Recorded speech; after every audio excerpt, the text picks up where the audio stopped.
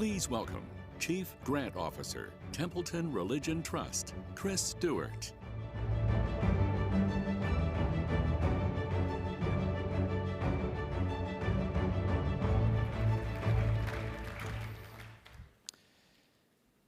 Good afternoon. My name is Chris Stewart. I'm the Chief Grants Officer of the Templeton Religion Trust. I want to introduce the main idea of this session on the role of philanthropy, which is that funders, whether institutional donors like Templeton Religion Trust or even individual donors, are usually interested in funding activity related to religious freedom or liberty of conscience, not only because of its inherent importance as a human right, but also because of its relation to some larger interest or strategic purpose with respect to which religious freedom contributes something or is an enabling condition. For the Trust, this larger strategic purpose is something we call covenantal pluralism. In a moment, we're going to show you a 3-minute video that introduces this idea, after which Eric Patterson of the Religious Freedom Institute, which has been a grantee of TRT, is going to lead a conversation with a panel of other grantees and one allied funder that will illustrate the main idea of this session, which again is the importance of understanding the alignment between what your organization does and the wider strategic aims of the potential donor.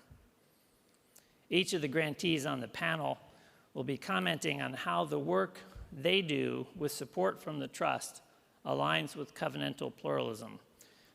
As I mentioned, the panel also features one other funder, the El Hebri Foundation, led by Farhan Latif, with whom we've partnered to fund the activities of some organizations, again, because of an alignment between some of the wider strategic purposes of El Hebri and those of TRT, again, illustrating the main idea of this session. Thank you, and we'll take a look at the video now.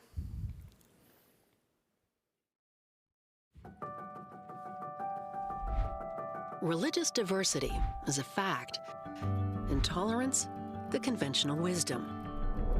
Tolerance is a great starting point, but it can easily lead to apathy or indifference. We tolerate things we don't like, things like back pain or toothaches. Sir John Templeton thought we could do better. In fact, he believed that there's a vast, untapped potential beyond tolerance. But how do we get there? It starts with humility. If we have the humility to admit that none of us has all the answers, then shouldn't we be eager to learn from other points of view? So, what needs to be added to diversity and tolerance to get to pluralism? In a word, engagement. Pluralism, or what we like to call covenantal pluralism, entails the responsibility to engage, respect, and protect one another without necessarily regarding one another's beliefs or behaviors as equally true or right. That's why we're working to identify, understand, and promote conditions that bring about the sort of open-minded, cooperative competition that Sir John envisioned would lead to progress in religions and in society at large. Conditions like free access to spiritual information of all kinds and an environment free of religious or secular coercion. It includes character virtues such as humility, empathy, patience, and courage, and religious literacy. And besides, there are problems we can't solve on our own, but only together. Engagement across differences accelerates discovery and leads to progress, producing social dividends that flow from religious faith and practice at its best, transforming religious diversity from a troublesome reality simply to be tolerated into a positive force.